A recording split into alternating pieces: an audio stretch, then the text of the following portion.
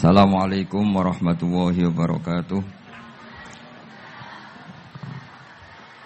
Bismillahirrahmanirrahim. Rabbi shrah li sadri wa yassir li amri wahlul 'uqdatam min lisani. Allahumma shalli wa sallim wa barik ala sayyidina Maulana Muhammadin wa ala alihi wa sahbihi asma'in. Nama ba'du. Yang sangat saya hormati Kiai Haji Raden Azaim, semua masyayikh, semua keluarga besar Kiai As'ad yang saya hormati, juga pemateri kedua atau Mau'izah Hasanah kedua Kiai Haji Muslih dari Madura, kemudian wonten Kiai Haji Afifuddin, semua yang saya hormati. Niki saya hadir perjalanan terpanjang karena 1 tahun. Jadi saya dari rumah 2020 sampai sini 2021. Jadi ini perjalanan yang ekstra. Ini bentuk permintaan maaf saya karena kemarin saya datang tapi sudah selesai Gus. Hutang katanya sih. Ternyata Gus Azaim tidak legowo memaafkan, dia itu ngutang katanya karena saya kemarin datang tapi terlambat terus dibajak disuruh ngajar Ma'had Ali. Tak pikir itu sudah bayar, ternyata masih diutangkan. Nah ini sudah selesai, berarti saya sudah jadi orang baik lah kira-kira gitu sudah. Jadi sudah bayar utang gitu. Saya mau cerita sebentar tentang khol. Dulu 84 guru saya Kiai Haji Maimun Zubair, semua mas saya se-Indonesia rawuh ke sini untuk muktamar, termasuk bapak kandung saya Kiai Haji Nur Salim ikut datang, ikut menyaksikan betapa pondok ini zaman itu masih Kiai As'ad jadi tonggak sejarah penting dalam NU, yaitu kembali ke Khittah 26. Kita tahu NU dulu itu ormas, kemudian era Gus Wahid jadi partai politik, era Gus Dur karena saran beberapa kiai, wa fi muqaddimihim ada Kiai As'ad, Kiai Ahmad Siddiq dan beberapa kiai, kembali lagi ke Khittah 26, yaitu menjadi ormas, organisasi masyarakat yang menaungi, yang mengayomi, yang menganjurkan mazhab ahli sunnah wal jamaah. Tadi Gus Azaim cerita betapa pentingnya para pendiri, para muassis yang diibaratkan sebagaimana pohon. Saya masih ingat Dawe Mbah Mun. Saya nanti cerita mas saya sebentar, terus cerita kitab Al-Ataqah As-Somadiyah dikarang Said Muhammad, fawaidnya maksudnya. Kalau Islam Arab, ini kata Mbah Mun, kalau Islam Arab itu contohnya kayak pohon kurma, jadi kuat. Dan wajah tasbihnya itu di daunnya tidak jatuh. Tapi kalau Islam Indonesia kata Mbah Mun itu kayak padi, jadi ya agak doyong-doyong sedikit gitu. Jadi untuk menghadapi angin besar itu pilihannya 2, Anda kekar kayak kurma atau fleksibel kayak padi. Jadi ya doyong-doyong sithik gitu. Ada koruptor sowan, salam templeknya ya diterima gitu. Ada calon bupati cantik ya didukung. Pokoknya agak-agak doyong gitu. Tapi baru kayak doyong itu enggak bisa roboh karena fleksibel. Jadi kazar in akhraja syatahu. Jadi ada 2 tamsil. Karena memang menghadapi orang fasik, orang dolim ini kita sebagai ulama itu ya kebingungan. Ini mungkin Ki Afif bisa bahsul masail ini. Karena pertanyaannya gini, saya berkali-kali digojlok sama bapak saya. Berteman orang fasik hukumnya gimana? Pasti dijawab haram. Tapi kalau pertanyaannya dibalik, membina orang fasik hukumnya gimana? Baik. Dan bisa membina kalau berteman. Makanya Gus Azaim pernah bikin seni deh, muktamar seni. Anggap saja mazhabnya seperti itu gitu. Jadi ya agak doyong-doyong sedikit. Masa ketop kok berteman orang yang macam-macam, tapi itu fleksibel. Nyatanya tetap soleh sampai sekarang gitu. Itu berarti itu ya gitu kata Bamun itu. Jadi untuk menahan angin yang besar pilihannya hanya 2. Anda kokoh kayak pohon kurma atau fleksibel kayak padi. Nah, Islam Indonesia kata Mbah Mun itu pari wae katanya, padi. Jadi ungkapan-ungkapan para masyayikh ini penting karena khazanah yang saya baca Saya berkali-kali cerita ini dalam kitab Khilyatul Auliya. Itu Abu Nu'aim al-Asfihani cerita tentang riwayat Sufyan bin Uyainah. Ini gurunya Imam Syafi'i. Itu setiap kali Nabi Isa dan Yahya, ini dua nabi yang sekurun, sama-sama masih muda. Nabi Yahya itu senengannya dolan ke orang-orang soleh, menyambangi orang-orang soleh. Tentu itu bagus. Tapi kalau Nabi Isa ini suka menyambangi orang-orang yang fasik, orang-orang yang gak jelas. Ketika dua beliau ini ketemu, tentu yang perlu jawaban Nabi Isa karena kontroversi, berteman sama orang-orang yang gak jelas. Kata beliau, innama ana tabibun udawil mardo. Seorang kiai, seorang nabi, orang yang baik itu ibarat dokter. Di mana-mana dokter itu ngobati orang yang apa? Sakit. Kalau Anda dokter dan peneliti satu penyakit, pasti cari daerah yang banyak pandeminya. Masa neliti pandemi di orang-orang yang apa? Sehat. Jadi ini juga perlu dibahsul masail karena tadi dibolak-balik itu. Bina orang berteman orang fasik hukumnya haram karena wa in kana dasarrin fajannibhu sur'atan. Tapi kalau bina orang fasik hukumnya baik. Bisa bina kalau berteman. Jadi fikih itu ya karek diwolak-walik. Makanya sholat juga gitu. Sholat yang tumak nina yang lama itu ya bagus. Masa jagongan mbek pangeran enggak asik. Jagongan sama teman aja asik, masa jagongan sama pangeran tidak apa? Asik. Tapi kalau Ibnu Abbas sholat tuh cepat. Ketika ditanya, kenapa kalau Anda sholat cepat? Setan baru tata-tata mau goda, sudah selesai. Karena setan itu ya jaga jaim tuh, jaga image. Jadi kalau mau goda orang itu ya surinan dulu, macak-macak dulu. Ternyata mau ke situ sholatnya sudah selesai. Lah kebetulan mazhab saya itu yang kedua itu gitu. Jadi kalau Gus Azaim itu sholat lama sekali. Itu ada mazhab tandingan, yaitu mazhab saya. Itu karena ini sepuh saya, meskipun top beliau tapi sepuh saya. Saya sudah 50, beliau baru 40. Ini berarti baru memulai kiai. Kalau pakai umur nubuah ini baru memulai. Jadi mazhab itu penting. Jadi pembanding itu harus diutarakan. Sehingga dalam fikih manapun itu sebuah madhab itu harus diuji itu lewat pembanding. Dulu itu setiap debat fikih antar ulama itu mesti nggak ada yang menang. Misalnya saya kiai kelihatan miskin itu ya baik supaya santri-santri yang miskin itu punya teman gitu. Karena ya rata-rata santri itu miskin. Nah, dikancani kiai kan seneng gitu. Tapi problemnya kiai yang miskin itu ya nggak bisa nolong santri karena dia sendiri apa? Miskin. Makanya dulu Imam Syafi'i itu pengagum orang miskin. Setelah ngaji Imam Malik tanya, ya Imam Malik orang yang sealim jenengan itu siapa? Jawabnya Imam Malik lucu. Dulu Abu Hanifah, sekarang orangnya sudah meninggal ya. Ilmunya dititipkan atau diwaris oleh Muhammad bin Hasan Asy-Syaibani. Akhirnya Imam Syafi'i dibiayai Imam Malik ke Irak. Imam Syafi'i miskin, bisanya ke sana dibiayai Imam Malik. Itu seperti Abu Ya Said Muhammad masyhur, ini murid beliau. Kalau ada santri boyong kan mesti apa? Disangoni. Ketika datang ke Irak, Muhammad bin Hasan Asy-Syaibani itu nata uang, nata emas itu di ruang tamu. Jadi ngitung uang itu di ruang tamu.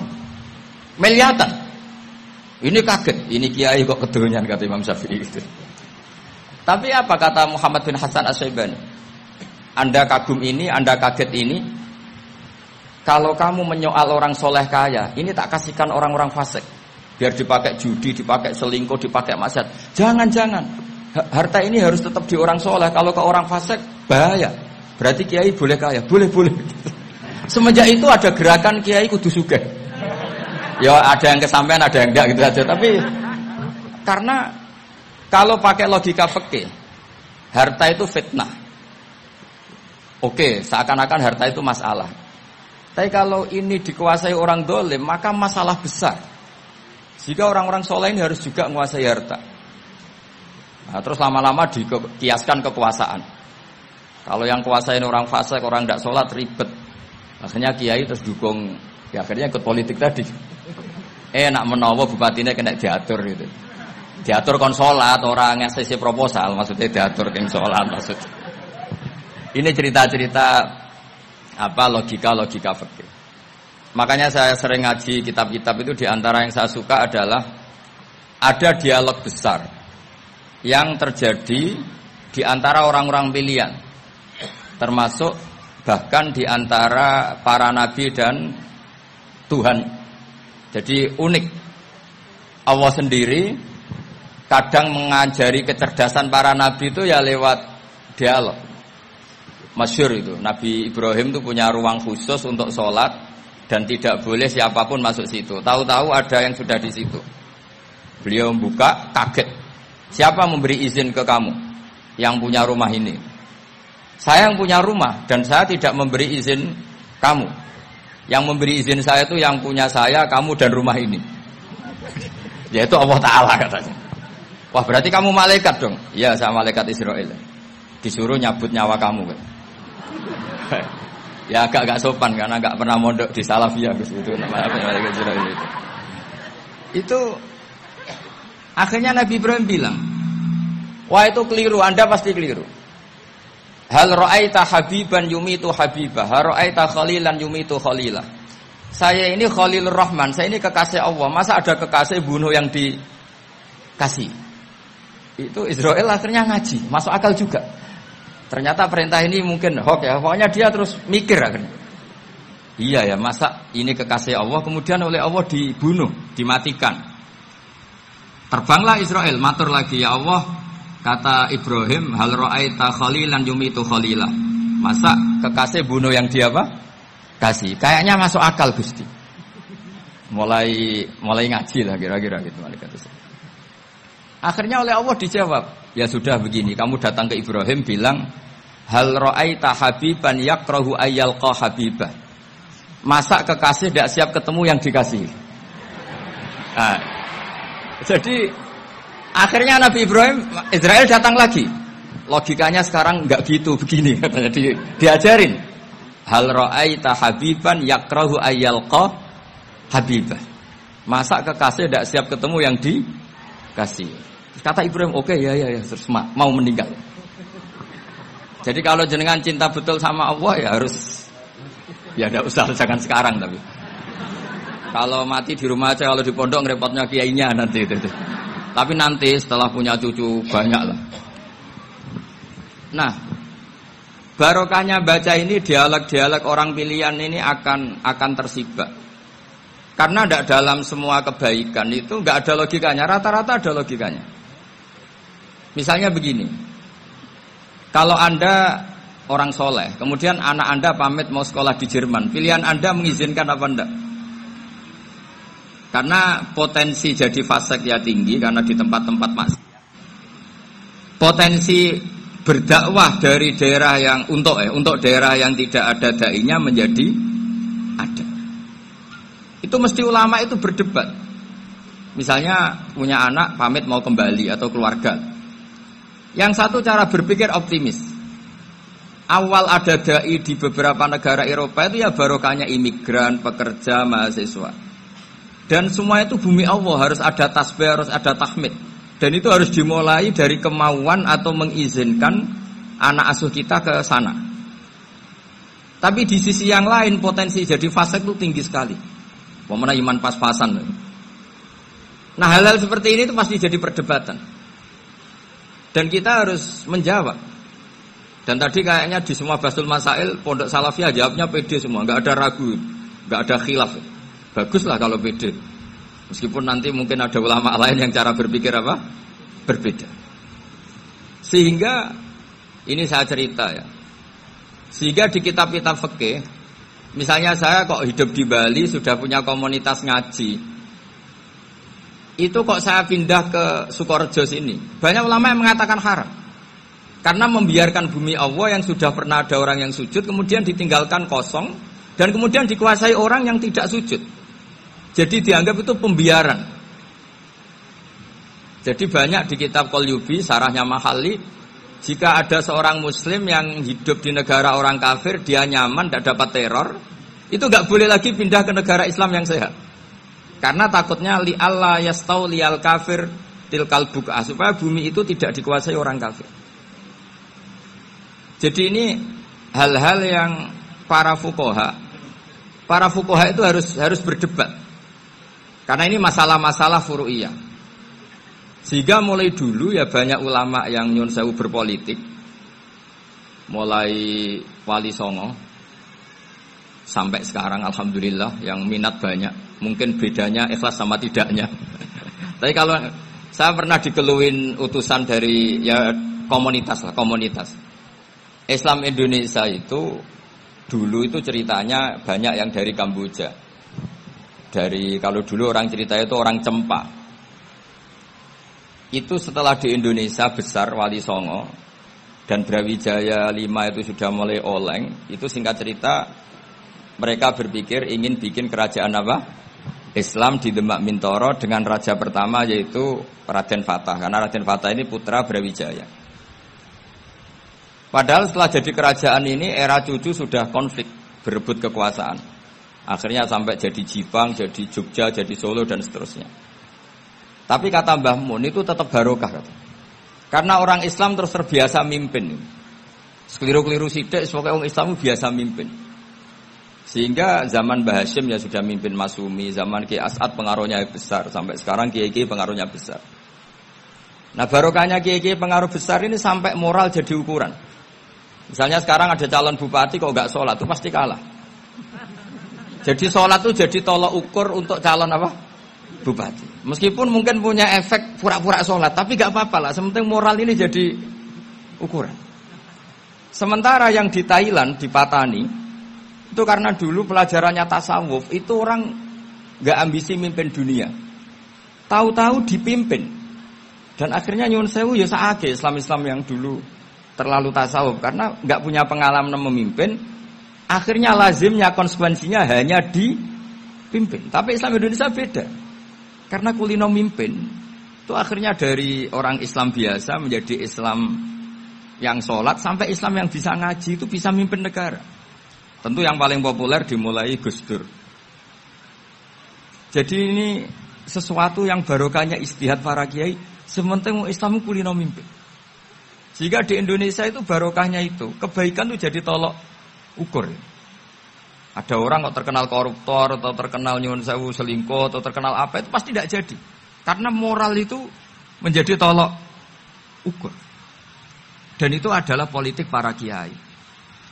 Jadi ini saya cerita dan itu negara juga akhirnya untung karena seleksi agama sama negara itu sama-sama kiai ya bilang negara harus dipimpin orang soleh, negara juga bilang seperti itu.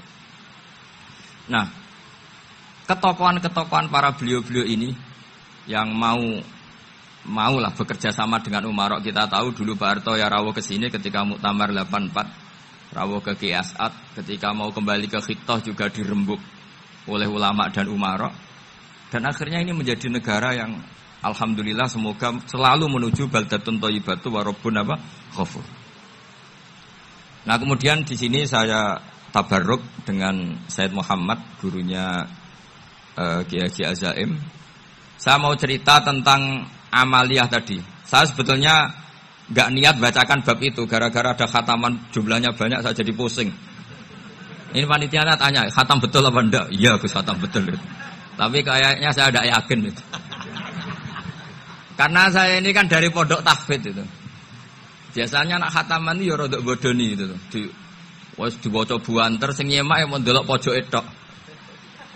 Mergo kebanteren. Nah, akhirnya lafat-lafat yang di tengah itu enggak di apa? Baca. Tapi ya semoga dimaafkan Allah lah. Yang jelas itu enggak. Tapi saya mau cerita ya. Jadi cara berpikir Said Muhammad ini nanti juga saya teruskan di Ma'had Ali. Ini saya baca ya. Di antara yang diyakini mazhab Malikiyah, ini saya baca saja teksnya. Jadi ada riwayat namanya, kalau Said Muhammad bahasakan itu Ataqah Somadiyah. Kalau di Indonesia kadang orang bilang Al-Ataqah Al-Kubro, yaitu dengan membaca surat Ikhlas. Di sini jumlahnya hanya 100 kali, Qila 1000 kali. Tadi berapa teman? 700-an. 700 juta ini sudah susuk banyak ini. Di sini hanya 40, riwayat lagi 100, 1000. Terus sampean tadi berapa? 800 juta. Wah, ini sudah susuk ini. Itu anak cucu sampean pasti masuk surga itu kalau gitu. Ini saya baca, ini kitabnya Sayyid Muhammad ini. Suratul Ikhlasi wal Itqu minan nar. Akhrajat Tabrani fil Kabir an Fairuz ad-Dailami wa wa Ibnu Uthman Najasi. Waqad khadaman Nabiyya sallallahu alaihi wasallam. Orang ini jadi khadimnya Nabi. Qala Rasulullah sallallahu alaihi wasallam, "Man qara'a qul huwallahu ahad mi'ata marratin fi shalat ghairiha kataballahu lahu bara'atan minan nar." Ini hanya berapa ini? Mi'ata marrah. Berarti kalau satu orang itu cukup 100. Tadi sudah untuk 7 turunan tadi untuk orang berapa? Ya, untuk 7 turunan cukup ya? Untuk 7 turunan. Ya, sudah susuk ini, sudah susuk ini. Aduh, ribet ini. Nah, ini tak cari pembenarannya, ini supaya keren. Ini di halaman 188 Abwabul Farad. Warwa Ibrahim bin Muhammad Al-Khiyari fi fawaitihi an Hudzaifah marfu'an. Man qara'a qul huwallahu ahad alfa marratin faqad ishtara nafsahu minallah. Berarti 100, ada riwayat lagi 1000. Nanti tak carikan lagi yang berapa? 1 miliar mungkin. Jangan banyak-banyak. Nah, ini saya baca ya. Wa hadzal adatu huwa al-ma'rufu bi ataqatis somadiyah. Wa qad nassa jama'atun min mutaakhiril malikiyah ala istihbabi ataqatis somadiyah. Wa haddu ala qiraatiha wa istimaliha. Minhum Asy-Syaikh Abdus Salam Al-Asmar sak terus ini. Jadi kullu haula'i istahabbu ataqatas somadiyah ma'atirafi ba'dihim kal misnawi bi syiddati fi hadisiha. I'timadan ala anna hadza minal fadha'il allati yutasahalu fiha. Faman sa'a yasta'milaha raja'a husula ma fiha fala ba'sa bidzalik. Ala syarti alla ya'taqida thubuta dzalika anin nabi sallallahu alaihi wasallam hatta la yaqa fil kitsbi alaihi. Jadi intinya itu silahkan Anda bikin jumlah sesuai versi Anda. Yang penting Anda jangan kampanye kalau itu perintah Kanjeng Nabi Muhammad sallallahu alaihi wasallam. Karena kalau kamu atasnamakan Nabi kemudian jumlahnya sampai 800 berapa? 800 juta, berarti Nabi mengajarkan masyaqqah pada umatnya. Jadi cukup yang riwayat itu di sini hanya 100 sama 1000. Jadi kalau jumlah tadi untuk 7 apa? Turunan. Jadi kamu harus ditutup dengan doa, ya Allah, semua itu bukan untuk saya tapi untuk 7 turunan. Tolong catat ya Allah. Karena jadi artinya gini loh ya, orang Indonesia yang sering mempraktekkan ataqosomadiyah itu bukan tanpa dalil. Ternyata dalam madzhab Maliki, saya masih ingat ketika mbah saya kandung, bapaknya bapak, asmane Mbah Nur Syam, itu wasiatnya minta dibacakan 4.000. Yang baca pas itu ya bapak sama anak-anaknya. Dan kemudian alhamdulillah zaman akhir itu mulai agak ngawur. Kalau ada acara itu wong liya kon maca anake mlebu metu gak melok maca. Itu keliru, saya jamin itu keliru.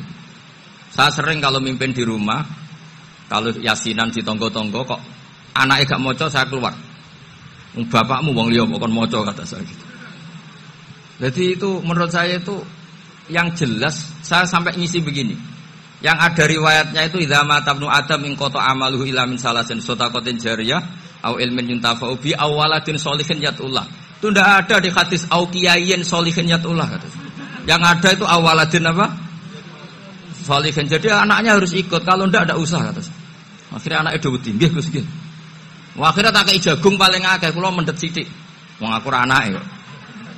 Kadang-kadang enggak, orang lain baca buahnya, anaknya mau mlebu metu mau enggak manggakno tamu mbek rokokan. Itu harus ditobatkan itu.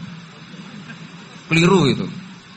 Karena nasnya bukan auqiyayin sholihin tapi awaladin sholihin. Ini bukan provokator, ini memang ya seperti itu. Nah, terus tentang tadi la ilaha illallah yang didhawuhkan Gus Azaim. La ilaha illallah itu penting sekali, cuma saya mohon itu dielmoni lah. Jadi dulu kalimat ini menjadi spesial karena dielmoni, karena dimulai dari fa'lam annahu la ilaha illallah. Terus hanya ayat tuh wastaghfir li dzambika walil mu'minina wal mu'minat. Saya ulang lagi ya. Terusannya ayat tuh wastaghfir lidzambika walil mu'minina wal mu'minat. Makanya menurut mazhab Sadili, kamu disuruh baca la ilaha illallah dulu, jangan istighfar dulu. Saya ulang lagi ya. Dalam mazhab Sadiliyah itu la ilaha illallah dulu, enggak boleh istighfar dulu. Alasannya masuk akal. Orang yang kafir 70 tahun itu sekali baca la ilaha illallah itu langsung yughfar lahum ma qad salaf. Sehingga la ilaha illallah sendiri sudah punya kekuatan supaya dosa kita diampuni. Qul lil ladzina kafaru iyantahu yughfar lahum ma qad salaf. Cara menghentikan kekafiran gimana? Dia melafazkan la ilaha illallah. Ini kalimat yang begitu saktinya sampai orang yang kafir puluhan tahun itu dosanya semuanya terhapus hanya karena melafazkan la ilaha illallah. Nah, makanya kata Abdul Hasan As-Sadili, wastaghfir li dzambika ay bihadil kalimah. Seseorang sah diistighfar itu kalau melafazkan la ilaha illallah. Misalnya ada orang kafir mati kafir, sah enggak anak cucunya mengistighfari dia? Enggak sah karena belum melafazkan la ilaha illallah. Makanya kata Abdul Hasan As-Sadili, wastaghfir li dzambika ay bihadil kalimah. Sehingga lafaz ini spesial betul. Tapi kadang-kadang beberapa mursyid cara berpikir lain. Ini kalimah thayyibah harus dibaca orang suci, sehingga mendahulukan apa? Istighfar. Untuk supaya pas ngelafatkan kalimah thayyibah sudah dalam keadaan apa? Suci. Itu juga masuk akal. Tapi secara meyakinkan saya sendiri lebih mengikuti manhajnya Abil Hasan Asyadzili karena alasannya tadi. Yang kafir puluhan tahun saja langsung luntur dosanya karena melafatkan la ilaha illallah. Artinya la ilaha illallah sendiri sudah bagian dari istighfar. Nah, ya tadi buktinya. Fa'lam annahu la ilaha illallah terus wastaghfir lidzambika walil mu'minina. Jadi orang sah diistighfari itu setelah dipastikan sah tauhidnya. Jadi setelah tauhidnya sah yaitu la ilaha illallah baru sah apa? Diistighfari. Sehingga orang kafir, saya ulang lagi, orang kafir yang mati kafir anak cucunya tidak boleh apa? Tidak boleh menistighfar. Terus saran saya kedua, la ilaha illallah itu filosofinya itu nafyun li uluhiyatil ghairillah wa isbatun li uluhiyatillah wahdah. Filosofi la ilaha illallah itu gimana? Menafikan semua selain Allah itu tidak Tuhan dan hanya menuhankan Allah semata. Lah itu caranya gimana? Caranya kita harus terbiasa ini karena tadi saya dibilangin panitia ini rata-rata mustameknya atau mustamiatnya ini santri. Caranya gimana? Dilatih pakai logika. Saya berkali-kali cerita kalau ngaji, saya sekaligus kampanye. Allah itu Tuhan yang begitu fair. Untuk menjadi Tuhan Allah mempersilahkan, ada kualifikasi Tuhan. Jadi boleh dikompetisikan itu boleh kata Allah. Gak apa-apa kamu ngaku Tuhan gitu kata Allah. Tapi nak ngaku pangeran itu paling gak ya direputasi lah. Ada verifikasinya. Dimulai dari apa? Ya kalau jadi Tuhan itu setidaknya bikin langit bumi lah. Aturannya gitu. Jadi kalau daftar bupati ya daftarlah ke KPU. Masa tahu-tahu jadi apa? Tuhan kemudian tidak punya prestasi bikin langit bumi.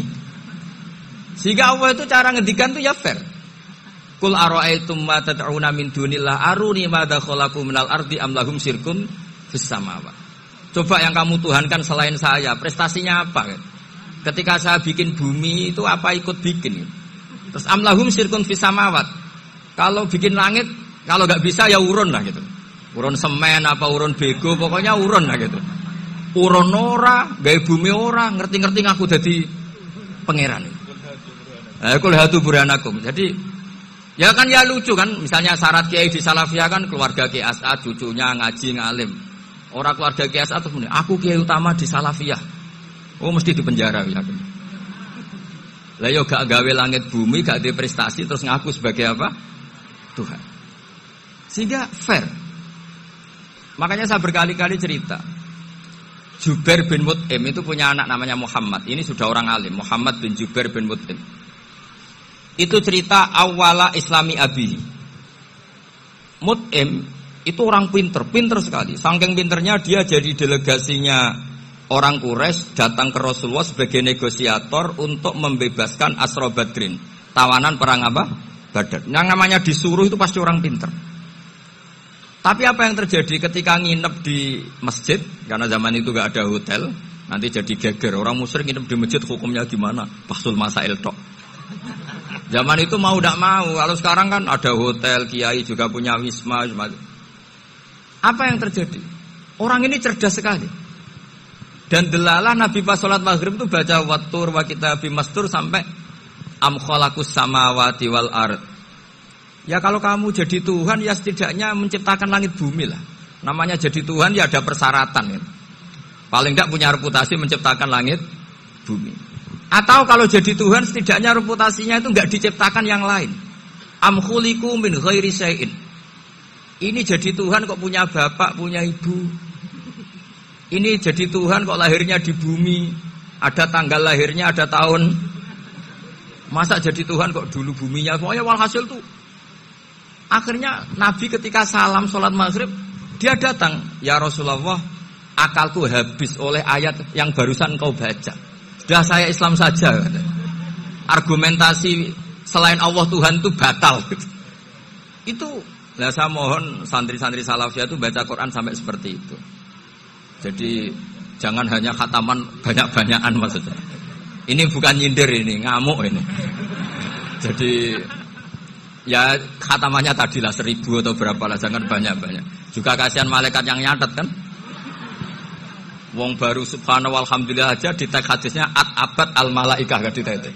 Itu baru subhanallah alhamdulillah itu sudah mencapaikan malaikat. Makanya saya wiridan tuh arang-arang kasihan malaikat karena nanti jadi itu ya ada madhabnya itu jadi kalau Gus Azaim sholat lama tak saingi sholat cepet itu sama-sama ada madhabnya. Yang cepet kayak saya tadi, setan pas tata-tata mau goda pas rukuk saya sudah itidal, mau goda itidal saya sudah sujud, pusing dia. Tapi jangan tiru, ini madhab yang agak-agak khusus lah, sudah cara orang Madura agak khilaf khusus. Khilaf ya, khilaf ini agak khilaf ini sudah. Tapi saya ingin lah, sampean kalau ngaji Quran itu dilatih berlogika. Jadi Allah itu fair. Enggak apa-apa kalian ngaku Tuhan tuh enggak apa-apa, tapi tunjukkan prestasi kamu apa. Aruni ma dakhalaqu minal ardi am lahum syirkun fis samawati. Am khalaqus samawati wal ard. Diulang lagi, am khuliqu min ghairi syai'in. Setidaknya kalau jadi Tuhan itu ya enggak butuh yang lain lah. Masa jadi Tuhan kok wujudnya saja butuh orang lain, butuh bumi, eksistensinya butuh makan, butuh minum. Makanya Allah cara meniadakan uluhiyah selainnya itu Allah itu redaksinya itu mengena sekali. Yaitu tadi dengan cara-cara seperti itu. Sebagian ayat disebutkan ma asyattuhum khalqas samawati wal ardi wala khalqa anfusihim. Wong Tuhan kok enggak punya reputasi bikin langit, bikin bumi, bahkan untuk menciptakan dirinya sendiri saja enggak bisa. Ya sudahlah, kamu enggak usah ngaku Tuhan, enggak level kata-kata gitu. Akhirnya terus ditemukan Tuhan yang sejati, yaitu wal awwalu wal akhiru wal zahiru wal batin. Itu yang mut'im ini tadi termasuk orang yang sangat cerdas sekali. Padahal itu bacanya bukan pas basul masail enggak. Nabi pas sholat maghrib. Juga bukan pas ceramah enggak. Tapi itu didengarkan. Makanya termasuk ini spesial untuk hormat saya kepada Ki As'ad. Makanya saya ini kalau mentasbih santri-santri, ini agak sensitif, tapi sudah saya tidak perlu takut fitnah. Saya termasuk kenapa saya ingin jadi ahli tafsir, tentu yang membentuk itu Mbah Maimun dan bapak saya. Bapak saya itu hafal Quran kayak hafal Fatihah. Saking senengnya Quran itu. Mungkin bisa kamu saingi itu. Itu adalah orang kafir itu bisa paham Quran. Itu sangat menyinggung saya. Orang kafir itu bisa paham Quran. Ketika Umar Islam itu karena mendengar apa coba? Mendengar apa? Quran. Dan itu masih kafir apa sudah Islam? Masih kafir karena kalimat-kalimat yang di Quran itu begitu jelas wal kitabil mubin sehingga didengarkan orang kafir pun tuh ngefek. Makanya ketika Umar datang ke saudari putrinya, kemudian dengar Toha ma anzalna alaikal Qur'an apa? Litasqa, itu dia terus iman. Begitu juga Mut'im. Itu ketika dengar Nabi baca surat At-Tur ya langsung iman. Makanya kata Ibnu Jarir At-Tabari, kamu jangan pernah bilang gini, syaratnya paham Quran itu harus alim, harus gini. Lah nanti berarti orang kafir punya alasan di depan Allah, ya Allah, engkau ngandani kami dengan Quran yang enggak bisa difahami kecuali alim dulu. Lah saya alim gimana? Enggak pernah mondok. Mondok gimana? Saya kafir. Jadi artinya gini loh, kata Ibnu Jarir At-Tabari, Allah tidak mungkin mengatakan gini, ifhamil Quran bima la fahmalaka. Quran itu harus kamu fahami. Sementara orang kafir karena lafadznya Quran khusus gak bisa memahami. Makanya Quran itu dibaca. Itu banyak orang kafir yang menjadi muslim karena mendengar apa? Al-Quran. Padahal kafir. Nah termasuk tadi Muhammad bin Jubair bin Mut'im ini itu menjadi Islam ya karena mendengar Quran. Padahal dia saat itu masih apa? Kafir. Karena tadi logika misalnya nggak paham secara lafadz Arab. Sekarang misalnya nyuwun sewu ada orang ateis. Saya pernah didatangi seorang ateis yang nggak percaya Tuhan. Saya mau Islam Pak Ba, asal Anda bisa menjelaskan Tuhan itu siapa. Coba Quran dibaca secara makna, tidak secara lafadz tapi secara makna. Begini misalnya. Ada orang ateis datang ke saya, Pak Ba, saya mau Islam, asal Anda bisa menjelaskan Tuhan itu siapa. Terus saya tanya, ini ngajak goblok-goblokan apa pinter-pinteran, kata saya. Terus dia jawab, ngajak pinter-pinteran Pak, saya ini doktor katanya. Maksudnya di akademiknya dia doktor, mungkin jurusan matematika atau apa, tapi di ketuhanannya jeblok. Terus tak tanya, kalau ini ada kertas, kamu suka ada rumusnya apa suka ada? Ya suka ada rumusnya. Kenapa ada kertas? Ya karena ada yang bikin. Nah kira-kira berstatus membikin atau membuat itu sesuatunya maujud apa enggak? Ya pasti maujud lah, pasti ada. Ya sudah, anggap Tuhan itu adalah sebab dari semua yang ada. Masa alam yang seperti ini, langit dan bumi ini maujudat, kemudian kamu katakan khalaqahal adam, bahwa alam raya yang maujud ini diciptakan oleh ketiadaan. Ya juga, berarti Tuhan itu ya. Ya itu yang namanya Tuhan. Lah mulai dulu kiai-kiai ngomong gitu kan saya Islam katanya. Jadi kiai-kiai itu kadang-kadang kalau jawab pokoknya KBU digawe Tuhan. Beda dengan dakwanya orang-orang mantek. Orang-orang mantek itu kan nggak pernah nyebut Allah. Ini alam hawadis, labuda min muhdis. Meskipun mereka, nah muhdis ini menurut Islam namanya Allah. Tapi sebetulnya kan nggak langsung bilang Allah. Jadi tak kasih tahu, alam raya ini maujud gak? Ya maujud Pak Ba. Bisa nggak sesuatu yang nggak ada menjadi faktor wujudnya yang ada? Ya tidak bisa, namanya nggak ada itu nggak bisa jadi faktor. Nah itu hebatnya ulama-ulama kita ketika mengenalkan Allah itu siapa? Zat yang wajibil wujud. Jadi kita ini kalah pinter ulama-ulama dulu. Ya alhamdulillah kalahnya sama ulama dulu. Kalau kalah sama ulama sekarang isen lah. Jadi ulama dulu sudah pinter. Pasti pertanyaan dasar manusia, hadil maujudat itu man khalaqaha, siapa yang menciptakan? Kalau kamu langsung jawab Allah atau Tuhan, mereka pasti tidak nerima. Ya jawab saja, hadil maujudat mesti khalaqaha maujudun. Nah berhubung maujud ini berstatus pencipta, harus super. Lah super ini oleh ulama disebut wajibul wujud atau musabbibul asbab. Yang oleh Islam dinamai Allah. Tapi kita langsung ngomong Allah, ya mesti aja bingungkan kan bagi yang bingung maksudnya. Ya saya mohonlah kalimat-kalimat la ilaha illallah itu diamatilah, diresapi sampai seperti penjelasan saya ini, sehingga punya kualitas ilmu. Karena syaratnya memang fa'lam, harus punya kualitas apa? Ilmu. Ilmu itu apa? Ma'rifatus syai' ala ma huwa alaih. Mengenal sesuatu sesuai detail-detail sifatnya sesuatu itu. Misalnya kalau Allah sudah jadi Tuhan, ya harusnya qabla kulli syai'. Masa Tuhan sama yang dituhani wujudnya dulu yang dituhani? Ditemukanlah sifat awal atau qadim. Makanya benar Gus Azaim tadi, kalau sudah bertauhid harus hafal akidah berapa khamsin. Dimulai apa? Wujud. Kenapa harus dikatakan wujud? Karena alam raya ini kadung maujudat. Hadhil alam maujudun. Masa maujudun khalaqahul adam? Masa maujudat khalaqahul adam?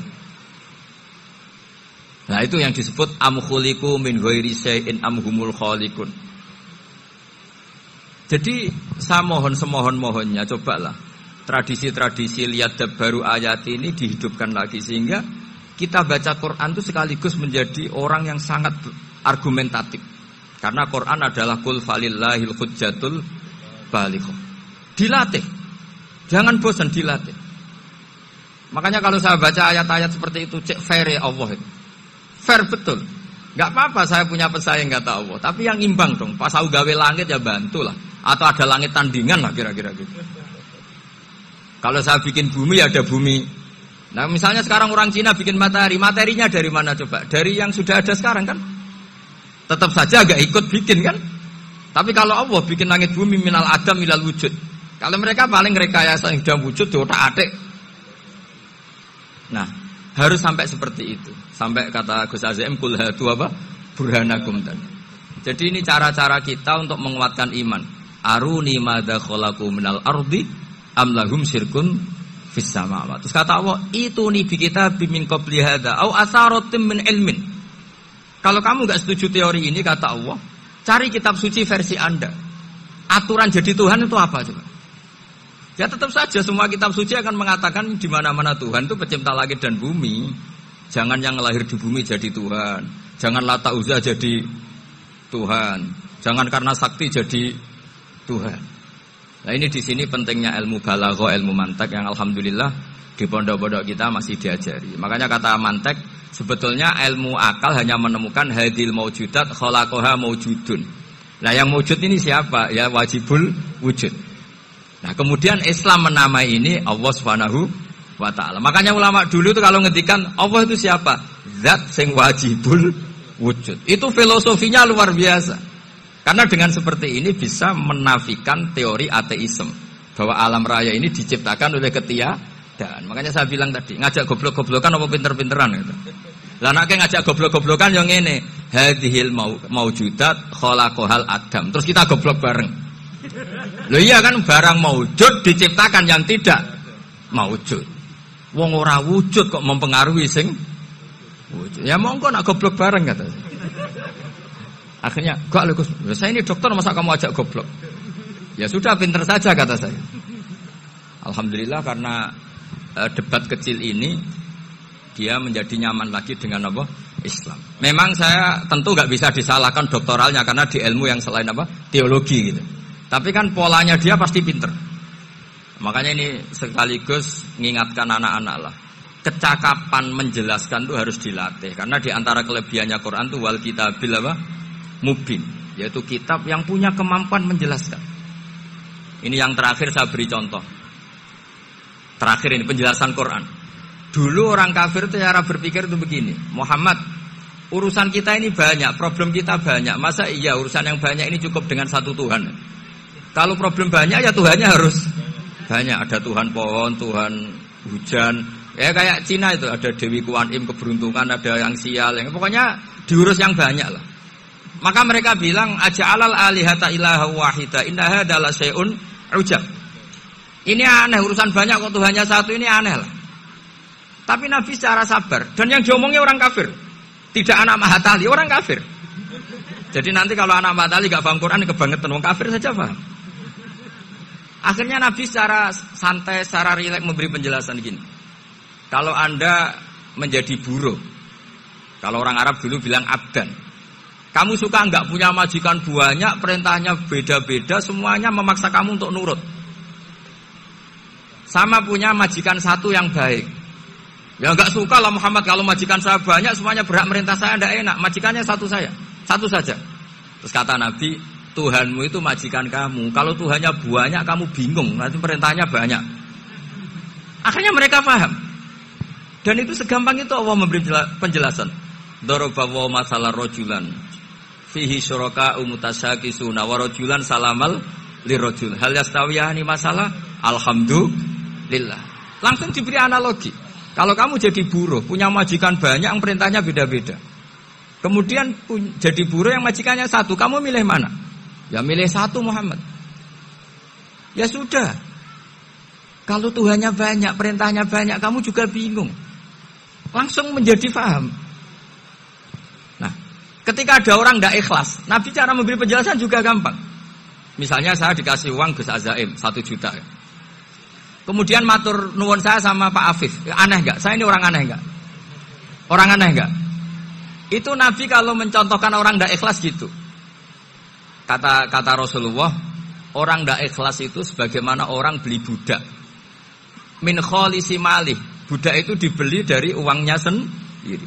Kemudian fa'amila hadal abdu, budak ini kemudian bekerja dan a'tohullatahu. Hasilnya dikasihkan sama orang lain. Terus Nabi memberi percontohan. Ayasurrukum ayyakuna abdukum kadzalik. Apa kamu suka kalau budak kamu seperti itu? Dulu orang-orang dulu kan beli budak untuk disuruh bekerja, terus disuruh setor apa? Hasilnya. Jadi budaknya kamu yang beli, yang biayai. Kalau sekarang mungkin gak ada budak, gini lah.